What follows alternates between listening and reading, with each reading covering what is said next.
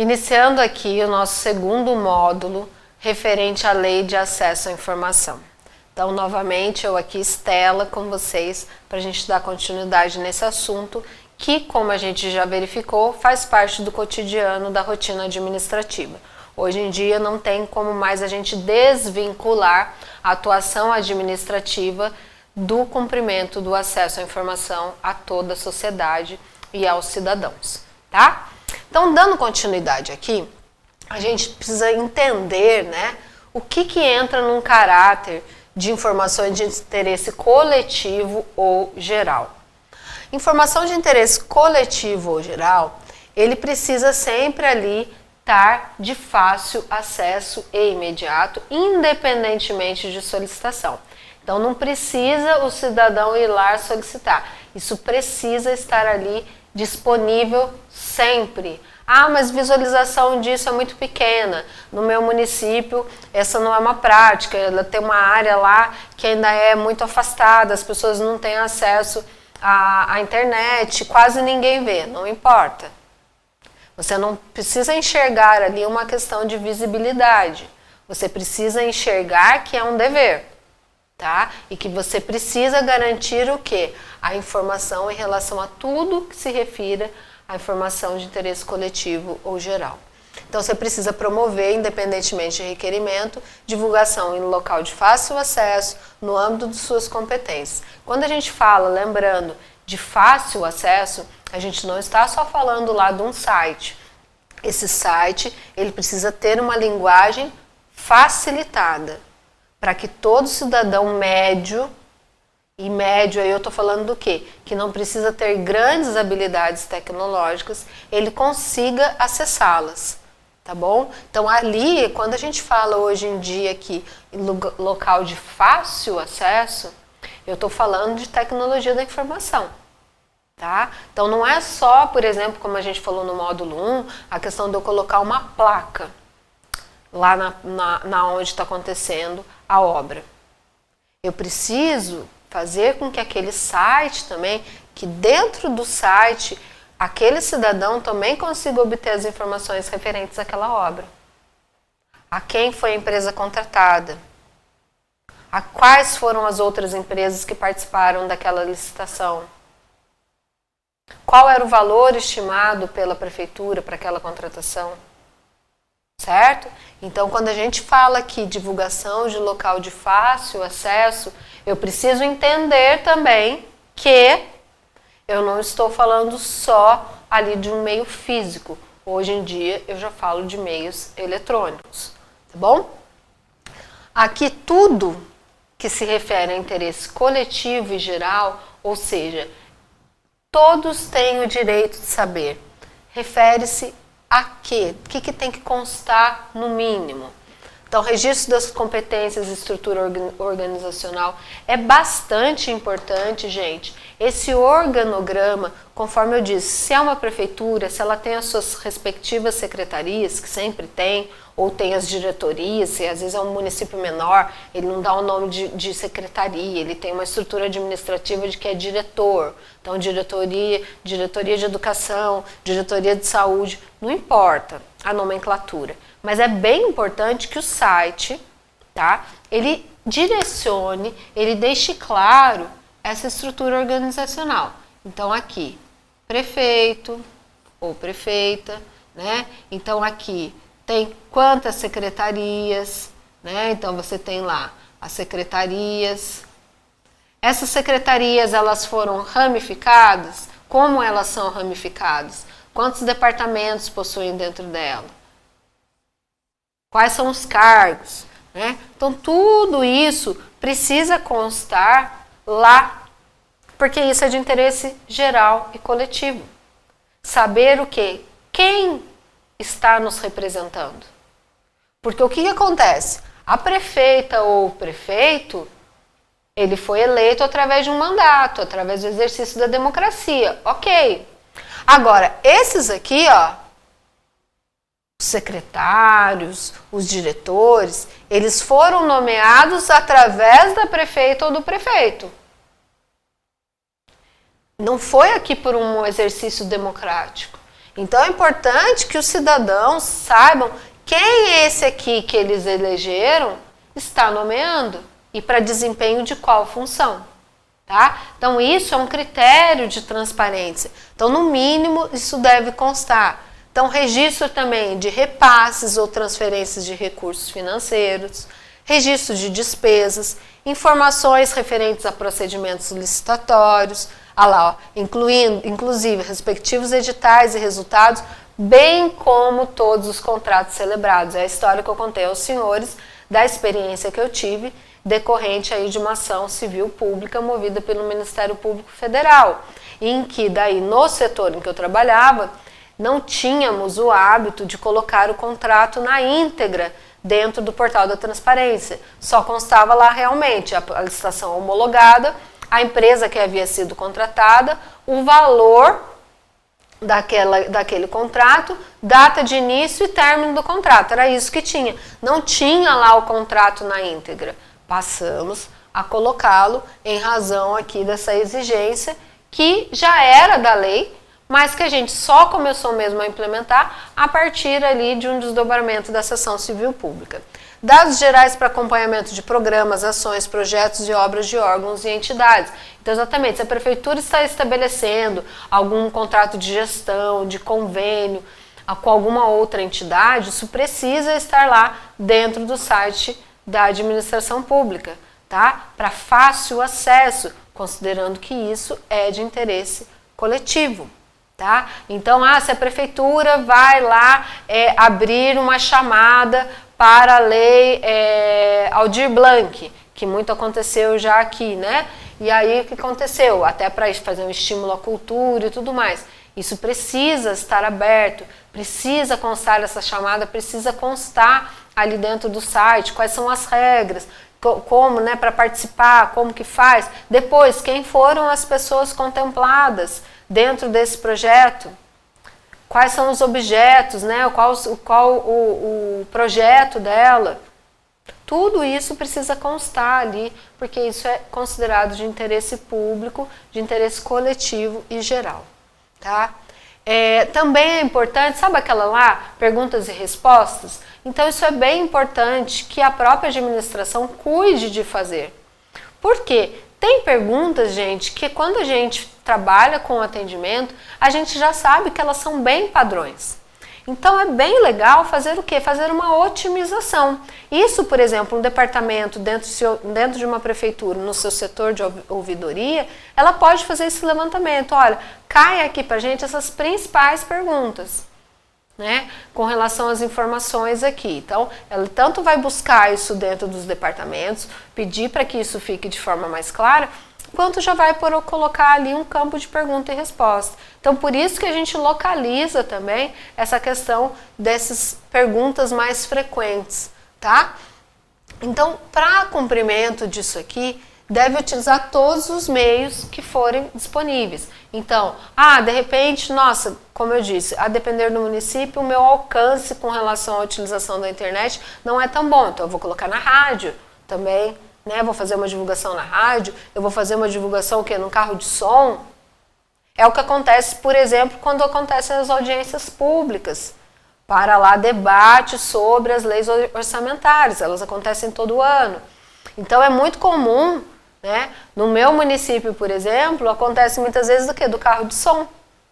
Né? Até pouco tempo atrás isso acontecia, hoje em dia eu já não estou mais vendo, porque realmente essa parte tecnológica ficou mais intensa. Mas antes era muito comum, colocava-se na rádio e além disso passava um carro de som nos bairros.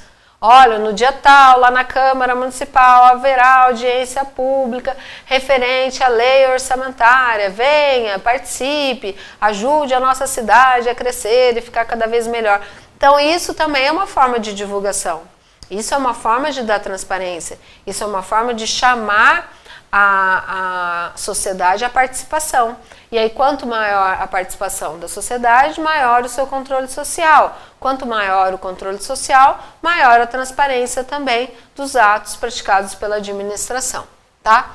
Um reforço aqui que a gente precisa fazer é que tudo isso que a gente está falando sobre essa disponibilização obrigatória dentro dos sites né, dentro dos sites eletrônicos, das páginas oficiais, das instituições públicas, existe uma ressalva, que é no caso de municípios com população de até 10 mil habitantes. Nesses casos, o que acontece? Fica só mantida a obrigatoriedade de divulgação através dos sites, as informações relativas à execução orçamentária, tá? Então, tudo aquilo que se refere à execução orçamentária, ou seja, lei, né, a LOA, a Lei Orçamentária Anual, né, a LDO, a Lei de Diretrizes Orçamentárias, o PPA, que é o Plano Plurianual, tudo isso vai precisar ser alimentado lá. Todos os pagamentos precisarão também ser alimentados, então lá, número de empenho, liquidação daquele empenho, empresa, para qual empresa que foi pago, isso não vai poder fugir. Agora, as demais informações, então, como a gente deu o exemplo aqui, contratos firmados, relação de organograma, questões relacionadas a despesas com pessoal, então lá não vai precisar colocar lá todos os funcionários e tudo mais. Então, isso fica dispensado. Agora, tudo que se refira à execução orçamentária, ou seja, ali, ó, despesa mesmo, isso ainda assim, esses municípios com até 10 mil habitantes ficam obrigados a lançarem e manterem a atualização dessas informações. Sites, então, isso é bem importante. Como eu falei, hoje, o que acontece? Hoje a gente já tem aí formatos de site, em especial as empresas que trabalham com software, né, com tecnologia, elas vêm aí já e trazem um site bem padrão. E que esses sites, até por todas essas demandas que foram acontecendo ao longo do tempo, conforme esses exemplos que eu dei aí, decorrentes de ação civil pública, de apontamentos de tribunais de conta, esses sites, a tendência é que eles cumpram fielmente ali esses seguintes requisitos. Mas a gente sabe que o que acontece? Às vezes troca a administração, aí vem o novo administrador e quer fazer uma nova página, um novo portal, quer colocar ali um tanto de regras, e aí, né, e mudanças e caras novas, e aí o que acontece?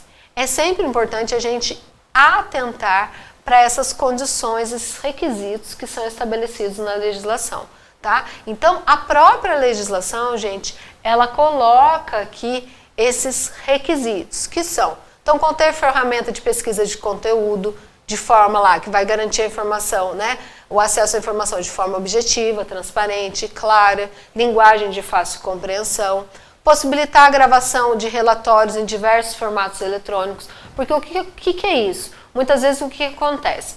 Eu quero lá ter acesso à execução orçamentária com relação à folha de pagamento. E aí eu quero verificar lá como que está sendo, né, o quanto que está sendo comprometido do orçamento do município em relação ao pagamento de pessoal. Aí eu clico ali, aquilo cria uma planilha, tá? E aí o que vem aqui a lei faz? Que eu deve possibilitar essa gravação dessas planilhas, certo? Então, quanto mais transparente em relação à apresentação e também a relação de relatórios, é extremamente importante, é extremamente observar os critérios todos da Lei de Acesso à Informação. Possibilitar também o acesso automatizado por sistemas externos em formatos abertos, divulgar em detalhes e os formatos utilizados para a estruturação da informação, garantir a autenticidade e a integridade das informações disponíveis, manter atualizadas as informações disponíveis para acesso, indicar local e instruções que permitam ao interessado comunicar-se por via eletrônica ou telefônica com o órgão ou entidade detentora do sítio. Então, essas são condições mínimas, né, que os sites precisam trazer, que eles precisam trazer de forma clara, que é tudo aquilo que a gente mencionou. Quando a gente fala na acessibilidade, de fácil acesso, é isso tudo que a gente está falando. Qualquer cidadão médio vai conseguir entrar ali e fazer a visualização de todas as informações, de forma simples, clara, objetiva.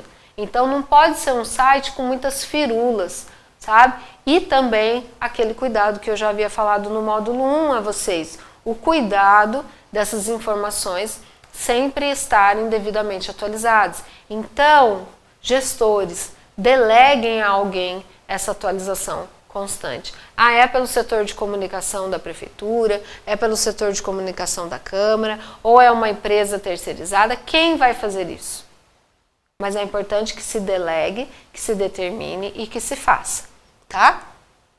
Também tem questões relacionadas, como a gente já viu, da questão das garantias, né, conforme a Convenção dos Direitos das Pessoas com Deficiência. Então, como eu falei, então sempre tem lá, isso a gente já vê, a mãozinha, para quê? Se a pessoa quiser, ela consegue escutar todas aquelas informações, certo? A gente verifica muito o quê?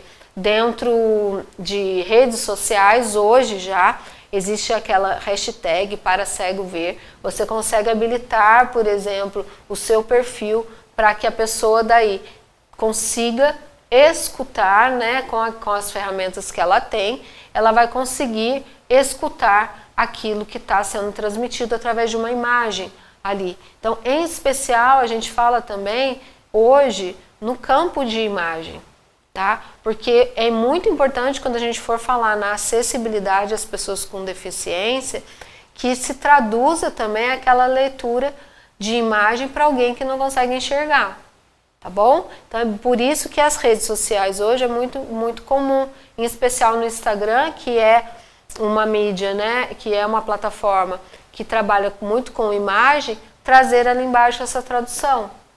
Porque muitas vezes o quê? O texto que vem ali, né, naquele post, a pessoa vai conseguir ouvir porque ela tem os aplicativos para isso, para aquela rede social. Só que a imagem não, então por isso que vem lá o para cego ver, né? Existem esses mecanismos que eles vão conseguir ter acesso ao todo da informação, tá? Então isso também é um requisito que precisa ser cumprido pela administração pública na disponibilização das suas informações. Então aqui, o acesso à informação pública será assegurado mediante o quê?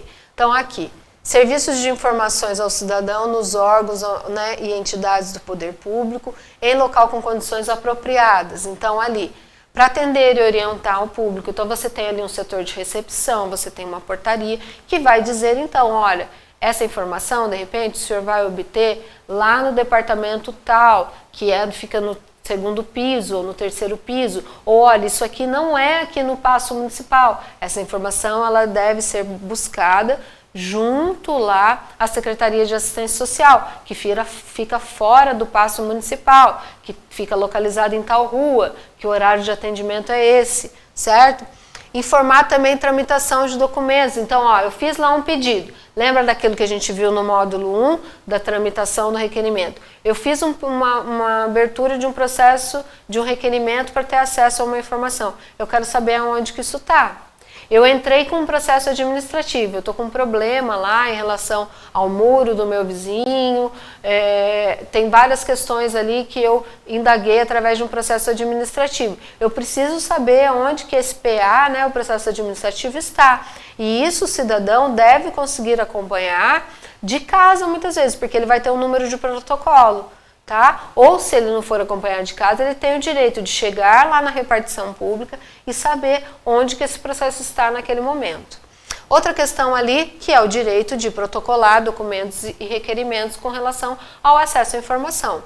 Se dá também assegurando a realização de audiências públicas, consultas públicas, incentivo a essa participação popular, que é aquilo que eu mencionei aos senhores. Quanto maior a participação popular, quanto maior o controle social, maior a transparência dos atos praticados pela administração. E nessa circularidade, isso é muito positivo a todos, a sociedade e a instituição pública. Porque nós, né, quando a gente integra a administração pública, a gente está a serviço da sociedade. Então é muito importante que os atos por nós praticados ali enquanto servidores sejam dadas as devidas transparências. Porque aí essa ausência, né, de uma informação clara, precisa, ela gera ruídos na informação, ela gera muito mais preconceito. Então quanto mais próximo a gente, né, a sociedade tiver do poder público, melhor se dá essa integração, certo? E aí isso flui de uma maneira melhor até para o atendimento desses interesses públicos, porque daí o poder público ele vai saber o que aquela comunidade precisa e como ela precisa. A efetividade se torna muito maior. Lembrando até que esses índices de efetividade hoje têm sido altamente cobrados até pelo próprio Tribunal de Contas do Estado de São Paulo. Aí o que é importante a gente entender, né? Nós fizemos lá no módulo 1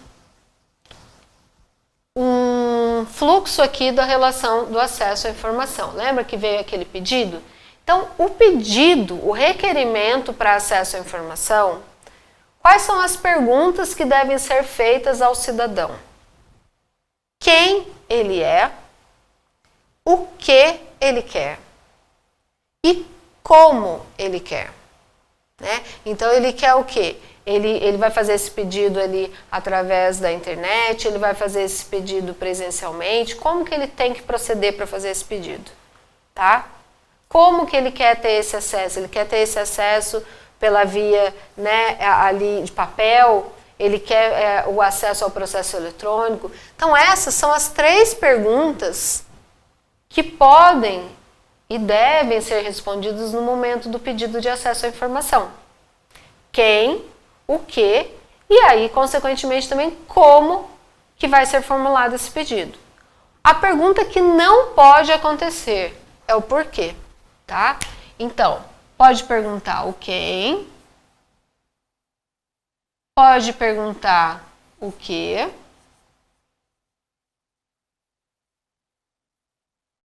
agora não pode perguntar o porquê. O porquê não pode, isso é um requisito para o acesso à informação. Tá? Eu exigir que para que ele obtenha uma informação, ele precisa indicar os motivos determinantes, isso fere a legislação, tá? Então, não pode ser condição para o acesso à informação eu perguntar por que ele quer, o que determina esse interesse dele, tá? Então, isso precisa estar bastante claro dentro dessa dinâmica. Algo que eu queria deixar bem claro. Então, vamos imaginar o seguinte, dentro da rotina administrativa. Uma pessoa, você trabalha lá no setor de protocolo, é feito um pedido, tá? Lá para acesso à informação. Você manda aquele pedido, né? Existe toda uma tramitação. Você manda aquele pedido para o setor responsável. E o setor responsável, por sua vez, responde a você ali, que trabalha no protocolo, de forma informal. Ah, não, isso aqui não é aqui, isso aqui é lá na Câmara. Não é aqui na Prefeitura.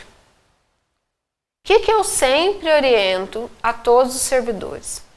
Se o pedido for formalizado, seja através de um e-mail, seja através de um protocolo ali no requerimento, a resposta do que foi pedido também vai precisar ser dada a ele de forma formal, né? Vai precisar ser formalizado. Então, servidor, sempre peça para que todos formalizem as suas informações. Então, se isso vem para você através de uma informação de que isso não é da prefeitura, você peça para essa pessoa formalizar isso a você.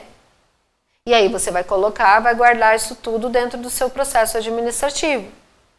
Tá? Então, essa clareza, essa dinâmica administrativa, ela é muito importante. Pode ser que você, sendo de um município maior, você fale, por que você está falando isso aqui? Isso aqui é tão óbvio. Muitas vezes já é, que bom se é óbvio, tá? Acho excelente que isso seja óbvio para você. Mas, às vezes, nem sempre é óbvio para todos. Existem, às vezes, municípios ou câmaras municipais que não tem essa rotina administrativa.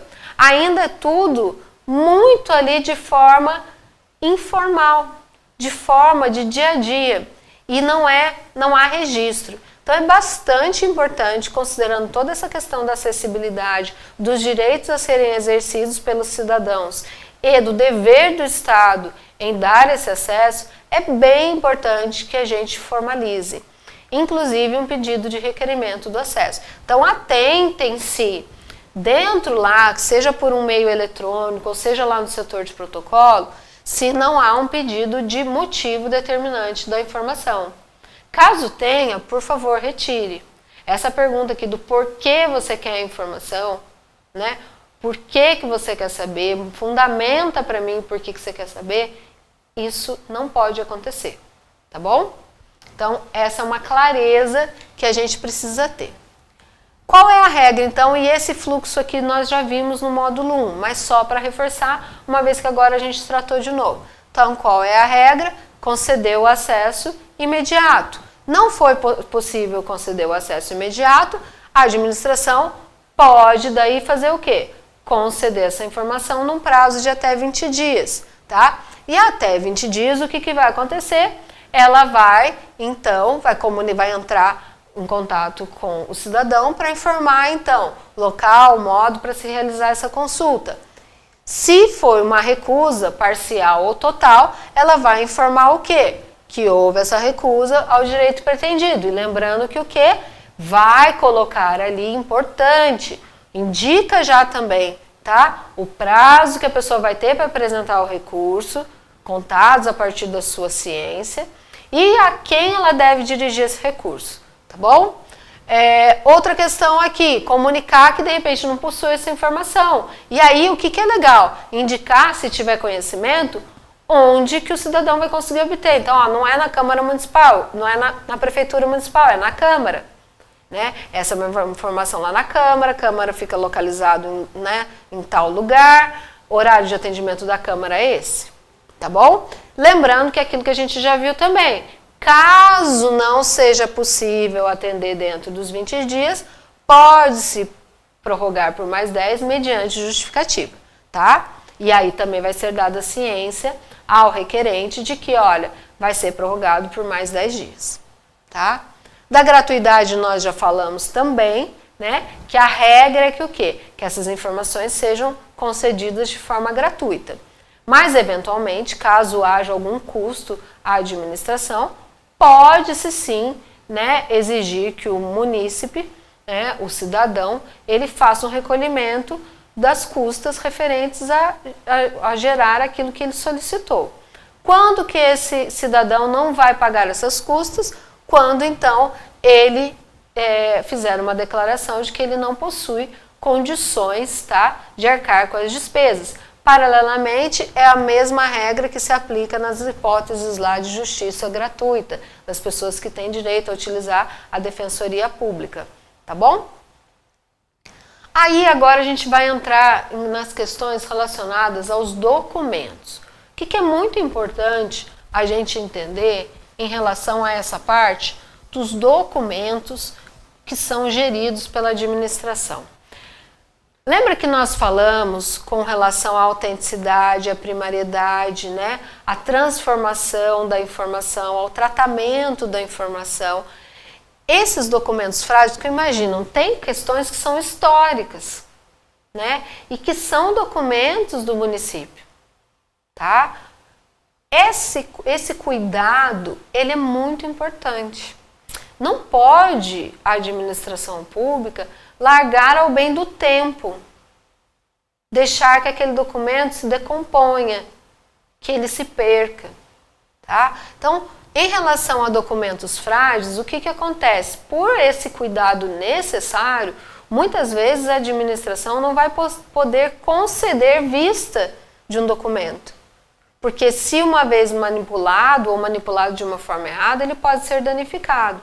Então, o que acontece nesses casos de documentos frágeis e que, de repente, vamos imaginar, alguém está fazendo, de repente, é um estudante de história, de ciências sociais, de várias áreas aí, de geografia mesmo, e ele quer fazer uma pesquisa, está fazendo lá o TCC dele, ou alguém está fazendo um mestrado, um doutorado, e ele precisa dessas informações. Só que, de repente, já são, como eu falei, informações muito antigas, informações que, de repente, que se manipuladas, elas podem se perder. É dever da administração fazer o quê? Cuidar desse documento. E aí, como que essa pessoa terá acesso? ela vai ter acesso através do quê? Ou de uma cópia ou de uma certificação de que aquilo confere com o original, tá? Então, ela vai ter consulta a cópia com certificação, perdão, eu falei E, né? Então, com certificação, tá? Então, ela vai ter uma cópia e é aquilo, vai ter lá uma fé pública de um funcionário público, de um servidor público, garantindo que aquilo confere com o original, mantendo as características de sua autenticidade e primariedade, tá bom? Pode acontecer o quê? Se ele não conseguir obter as cópias, tá? Ele pode colocar o quê? Que a reprodução pode ser feita por outro meio. Então, vamos dizer esse caso de uma pesquisa, uma grande pesquisa que está sendo feita por alguém da área aí do setor de pesquisa, por um estudante, ou por alguém que está fazendo um mestrado, um doutorado, que seja da parte de pesquisa científica mesmo, tá? Então, de repente, o que acontece? Ele tem mecanismos, às vezes ele tem lá alguma máquina, algo que consiga fazer o registro sem danificar. Então, ele pode daí se utilizar disso para garantir o acesso, tá? Através de uma comunicação à administração pública, tá? Existe também aqui a possibilidade do quê? De indeferir a solicitação, né, do acesso à informação. Aí o que acontece? Ele vai ter direito sempre, caso também seja negado, olha, é um documento frágil, eu não consigo garantir a autenticidade, alguma coisa assim, ou é um documento ali que não dá de forma alguma, eu não consigo ali tirar uma cópia, você não consegue ali, por sua vez, fazer uma cópia por seus custos, então eu não vou dar esse acesso. E aí isso precisa ser informado também ao requerente e dadas as devidas justificativas, tá bom? Dos recursos, então, nós já falamos que o recurso, então, em caso de negativa do acesso à informação, ele tem o prazo de 10 dias, ele deve ser dirigido à autoridade hierarquicamente superior, e aí eu lembro que é importante que na negativa vocês já indiquem isso, então, ao cidadão, certo? E também o quê? Que essa autoridade, saber que essa autoridade vai ter o prazo de 5 dias para proferir o seu julgamento. Restrições no acesso à informação. Agora a gente vai entrar aqui nessa parte que refere ao quê? Então, quando que essas informações poderão ser restritas, tá? É importante a gente entender que ainda que restritas, sigilosas ou informações pessoais, quando houver a necessidade de uma tutela de interesses relacionados à esfera judicial, administrativa, referente a direitos fundamentais, essa quebra pode acontecer, tá? Então vamos imaginar o seguinte, que de repente dentro de uma corporação tenham ali questões relacionadas a assédio, né? Um assédio moral, um assédio sexual, informações ali que precisem ser quebradas em relação a informações pessoais para garantir o quê? O exercício de direitos fundamentais. Então nesses casos, tá? Nesses casos, aí não vai ser negado o acesso. Isso se dá em especial pela esfera judicial, tá? Essa é mais a prática. Mas, às vezes, feito um pedido administrativo, devidamente fundamentado através ali da Procuradoria Jurídica, através ali com o aval do presidente da Câmara e ali também ou da prefeita ou do prefeito, o que vai acontecer? Vai ser dado na via administrativa o acesso devidamente fundamentado. Tá? E é só se for pela via administrativa, o que eu sempre oriento é assim, passe isso pelo setor jurídico, né, no caso das prefeituras, pela procuradoria, no caso das câmaras municipais, passe ao procurador, tá? Passe para essa análise para que, quando chegar à autoridade superior, no caso da Câmara Municipal, né, a ou o presidente da Câmara, na prefeitura, a prefeita ou o prefeito, para que quando chegue para eles, já cheguem com essa fundamentação, tá? Com relação à concessão dessa informação, caracterizada como sigilosa ou uma informação pessoal, e o porquê dessa autorização. Então, sempre nesses casos é bem importante que se passe pelo jurídico, tá bom? Também se envolver condutas que envolvam violação de direitos humanos. Aí isso também vai recair aqui numa hipótese, tá? Que aí não vai poder colocar a restrição do acesso. Ah, mas isso aqui foi classificado como sigiloso. Ah, isso aqui é uma informação de cunho pessoal. Então, por exercício de direitos fundamentais e ações também que violem os direitos humanos, é autorizada essa quebra. Mas reforço, oriento que sempre se passe pela Procuradoria, pelos seus procuradores, para que essa decisão seja devidamente respaldada, tá bom? Não exclui também as questões ali relacionadas a sigilo industrial, tá? Decorrentes ali de exploração de atividade econômica pelo Estado ou entidade privada, tá bom? Então, muitas vezes, o que acontece? Existem essas possibilidades de segredo de justiça, de sigilo, mas essas quebras também são permitidas, conforme aqui nós vimos, tá? Agora, vamos fazer aqui uma leitura, né, um compartilhamento de quais são, então, aquelas situações que são caracterizadas como imprescindíveis à segurança da sociedade e do Estado e que, por isso, entram no nível de restrição temporário da informação. Vamos lá ver o que a lei traz. Pôr em risco a defesa e a soberania nacionais ou a integridade do território nacional. Prejudicar ou pôr em risco a condução de negociações ou relações internacionais do país, né? Pôr em risco a vida, a segurança ou a saúde da população, oferecer elevado risco à estabilidade financeira, econômica ou monetária do país, prejudicar ou causar risco a planos ou operações estratégicos das Forças Armadas, prejudicar ou causar riscos a projetos de pesquisa e desenvolvimento científico ou tecnológico, pôr em risco a segurança de instituições ou de altas autoridades nacionais ou estrangeiras e seus familiares, comprometer atividades de inteligência, bem como investigação ou fiscalização em andamento relacionadas com a prevenção ou repressão de infrações, tá? Aí, o que é importante a gente entender? Imagina o seguinte, né?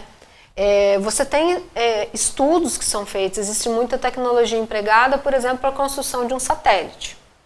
Nós temos aqui satélites brasileiros que foram lançados. E existe um investimento nacional em relação a isso. Tempos de pesquisas com profissionais, com material, com toda a logística. O que acontece? A gente sabe que essas tecnologias e esses estudos existem as pessoas que hackeiam, né, que roubam mesmo essa inteligência toda. Então, por isso, imagina, durante a construção de um satélite, durante uma devida produção de um projeto de pesquisa, essas informações, temporariamente, elas ficam no nível de sigilo. Porque se eu coloco isso lá num portal da transparência, se eu coloco lá todos os passos, pode acontecer o quê? Daquelas informações serem roubadas. E sendo roubadas, serão aproveitadas por outra instituição, por outro país. Tá? Então isso também diz respeito ao quê? A nossa soberania nacional. Questões mesmo de políticas econômicas. Então, de repente, tem questões que ficam ali sob um sigilo, quanto à logística e tudo mais. Tudo que envolve exatamente, como se eu estou num processo de investigação, como que eu vou falar de ser dada ampla divulgação? Não tem como, é incoerente. Se eu estou investigando, investigar é para chegar a uma conclusão, para apurar. Se eu estou num processo investigativo, eu vou dar a devida transparência e jogar tudo ali na internet. Se eu tenho um plano de operação mesmo das Forças Armadas para uma atuação específica, eu vou divulgar esse plano estratégico. Se eu faço isso, eu perco toda a minha estratégia. Então sempre pense que o quê? Essas exceções se aplicam em situações que realmente, se vazadas, elas vão colocar em risco a sociedade e o Estado, tá? Então pensa nessa situação como um todo, ok? E aí existem prazos, tá? Quais são esses prazos? Como eu falei, essas restrições são temporárias. Não fica para a eternidade não essa restrição. O que acontece, tá? Esses prazos têm os limites máximos previstos na Lei 12.527 e no Decreto Estadual 58.052, de 2012, aqui do Estado de São Paulo. Quais são esses prazos máximos? Essas informações, uma vez quando elas vão ser consideradas sigilosas, elas passam por comissões que fazem a avaliação, então, conforme critérios de como ela será classificada, se como ultra secreta, secreta ou reservada, tá? Conforme a classificação, haverá um tempo limite da sua restrição. Então, se uma informação for classificada como ultra secreta, ela pode ficar indisponível para acesso, né, do público por até 25 anos. Caso seja classificada como secreta, até 15 anos. Caso seja classificada como reservada, até 5 anos. Tá? Então, esse tempo de sigilo vai variar conforme a classificação. Classificação essa feita por uma comissão específica que cuida disso. Tá bom?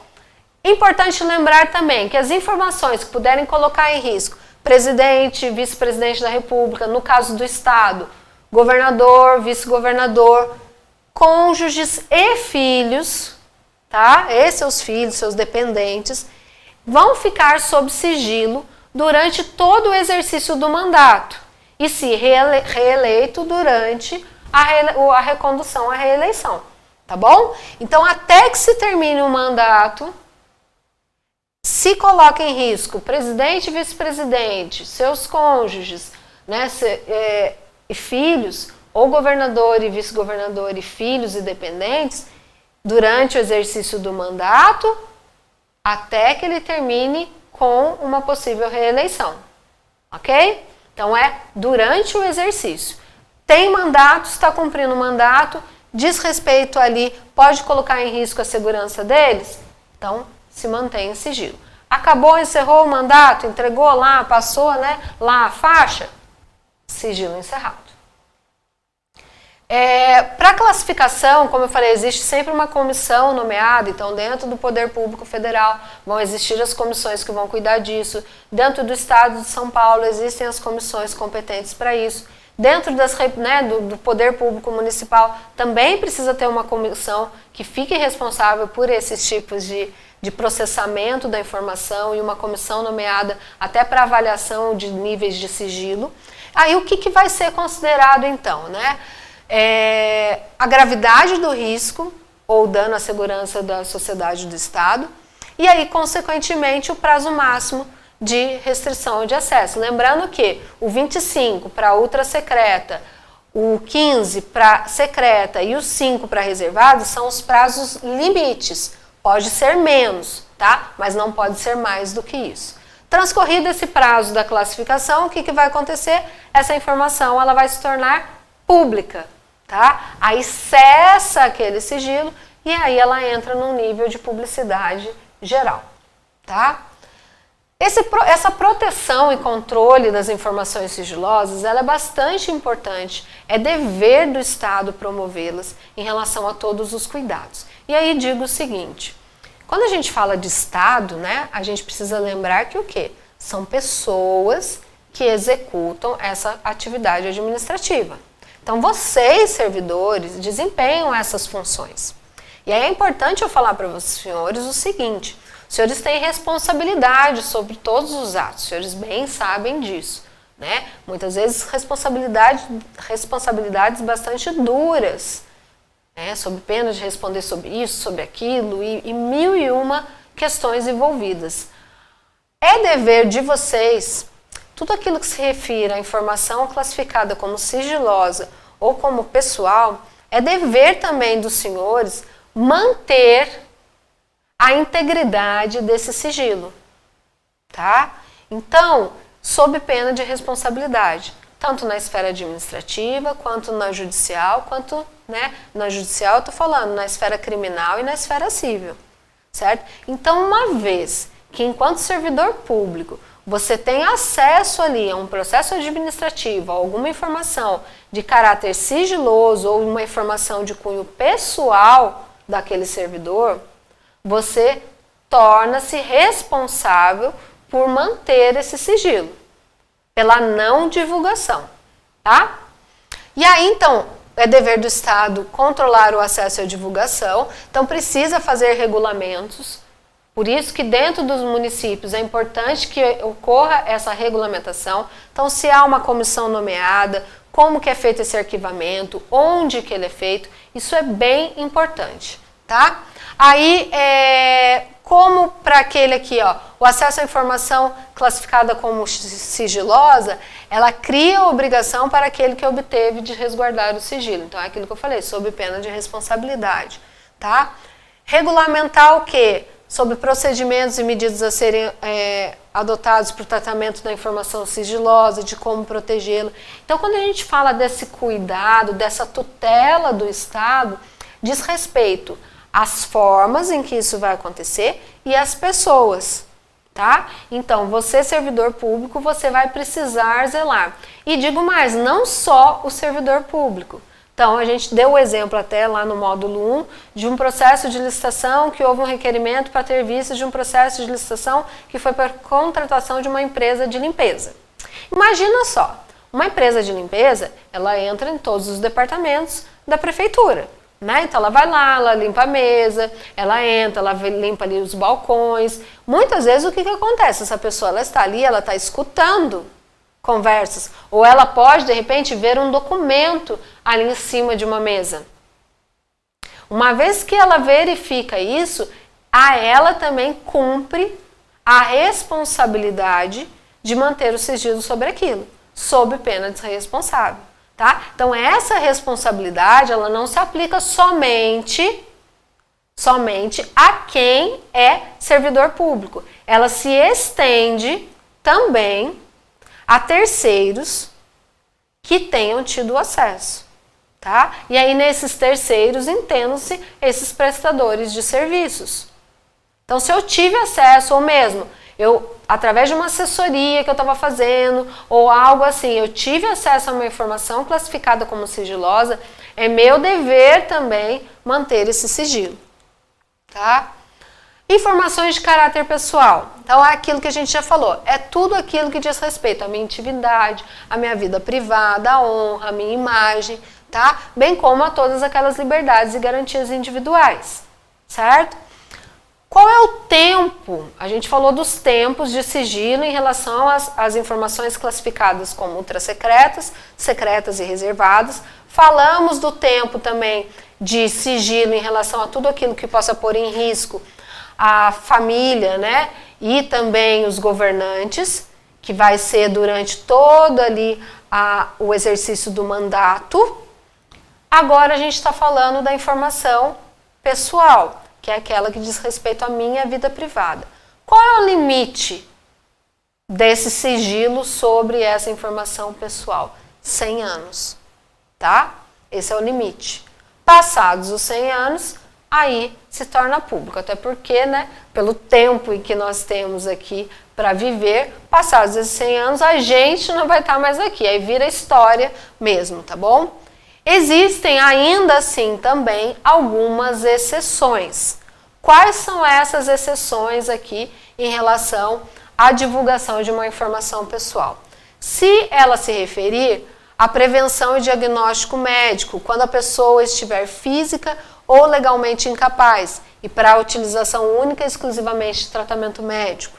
Realização de estatísticas e pesquisas científicas de evidente interesse público ou geral, tá? Ao cumprimento de ordem judicial, a defesa dos direitos humanos, a proteção do interesse público e geral preponderante. Então, exatamente, de repente, aquela quebra do sigilo decorrente de uma informação ser pessoal pode sim acontecer. Como a gente já viu, se houver uma violação de direitos fundamentais, se houver uma violação de direitos humanos, se aquilo for necessário para uma pesquisa científica, aí fica autorizada essa quebra dessa informação pessoal, tá? Então, digamos lá, está tendo um estudo mesmo sobre um determinado câncer, né? Então, sobre um tratamento para o câncer. O que acontece? Se aplica, faz-se aquele tratamento com um determinado paciente. Precisa se justificar tudo aquilo dentro daquela pesquisa. E até para que essa pesquisa ganhe crédito junto à comunidade, junto à sociedade, precisamos mostrar naquela pessoa, olha, ele aqui conseguiu ser curado ou diminuiu. Então, nesse caso, essa informação, ainda que se refira à minha vida privada, ela fica autorizada à divulgação considerando o bem maior que ela representa, certo? Das responsabilidades, então. Quando a gente fala sobre acesso à informação, isso gera responsabilidade. Gera responsabilidade em relação à gestão dessa informação, gera responsabilidade em relação aos cuidados que devemos ter de armazenamento, para que se garanta a primariedade, a autenticidade. Então, tudo que se refere ao tratamento dessas informações, isso gera, sim, responsabilidades. Então, vamos imaginar até o seguinte, né? Que acontece de alguém pedir algum processo. E aí, isso vai lá para o seu departamento. E você, enquanto servidor, você não localiza esse processo. Faz busca no arquivo, verifica em todo o setor, olha todas as mesas, faz ali, né, varre tudo e não localiza. O que você tem que fazer? Tá? É dever seu enquanto servidora ou servidor público. Você precisa reportar isso à sua chefia. E eu oriento, formalize. Formalize. Sob pena exatamente de algum momento você responder por isso, tá? Daí, precisa formalizar. Então, vai lá, que seja por um e-mail, que seja por um memorando, formalize isso à sua chefia. Na data tal, eu, fulano de tal, fiz buscas no setor para a localização do processo XYZ. O mesmo não foi localizado. Informe a sua chefia e formalize essa informação, tá? Digo isso porque eu já passei por situações 2 vezes em relação a esses sumiços. Como eu trabalhei em mais de uma administração pública e aí, consequentemente, troca de mandatos, houve sumiço de processo. Infelizmente, essa ainda às vezes é uma prática. Eu, por muita sorte, eu tinha protocolo, um caderninho de protocolo de saída desses processos do setor em que eu trabalhava. E isso me eximiu da minha responsabilidade, porque se eu não tivesse esse registro, como esse era um processo do meu setor, eu responderia por aquilo. Então, o que me salvou foi a saída. Agora, digamos que eu não tivesse a saída, e eu, enquanto no desempenho da minha função, não tivesse localizado esse processo, eu tinha que remeter isso ao meu superior, tá? Isso é essencial, porque existem sim responsabilidades e responsabilidades sérias sobre isso, tá bom? Encerramos aqui então o nosso assunto em relação à Lei de Acesso à Informação. Reforço que sobre essa parte final que se diz respeito às responsabilidades, essas responsabilidades recaem sobre esfera administrativa, sobre a esfera penal, sobre a esfera civil, tá? Então, a gente ali no desempenho dessas funções dentro da administração pública, ou seja, de forma terceirizada, o que vai acontecer? Se a gente não tem um cuidado necessário com esses documentos, com essa gestão documental, nós seremos responsabilizados por isso, tá? Abrem-se processos de sindicância, vai muitas vezes isso aí lá para o Ministério Público, você responde ali muitas vezes por uma ação criminal, responde também por uma ação civil, tá? Então tenham esses cuidados, as informações a gente precisa entender. Uma coisa é aqui, ó, eu estou dando treinamento para vocês, estou dentro aqui de um estúdio, tenho aqui essa ponteira, né, que é o meu passador.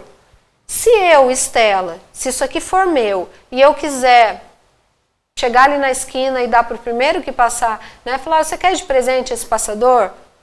Estou te dando. Ok, eu, Estela, eu posso fazer isso. Agora, se eu tivesse esse estúdio aqui, pertencesse à administração pública, eu jamais poderia fazer isso. Eu não poderia pegar isso aqui e dispor, porque isso não me pertence. Certo? A mesma coisa com relação a todos os documentos. Os documentos, eles precisam ser guardados, armazenados. com cuidado e responsabilidade. Então, dentro da rotina administrativa, o que eu oriento, finalizando esse assunto todo da informação, o que eu oriento a todos os senhores, primeiro, busquem regulamentações em relação a essa parte. Verifique se existe dentro do município uma lei orgânica que cuida dos prazos. Verifiquem quais são esses prazos para verificar se não há eventualmente uma afronta à legislação federal. Depois disso, verifique o que é necessário regulamentar em relação a processamento mesmo do tratamento da informação. Então, de repente, precisam existir regulamentações como qual é a comissão que fica responsável por isso, como em relação aos processos caracterizados como sigilosos, as informações de cunho pessoal, como que é feito esse cuidado, como que é feita essa avaliação. Verifiquem também o quê? Quem fica responsável dentro da delegação das funções, quem é o responsável pela alimentação dos portais, quem é responsável pela alimentação do quê? Dos sites e atualização de todas as informações.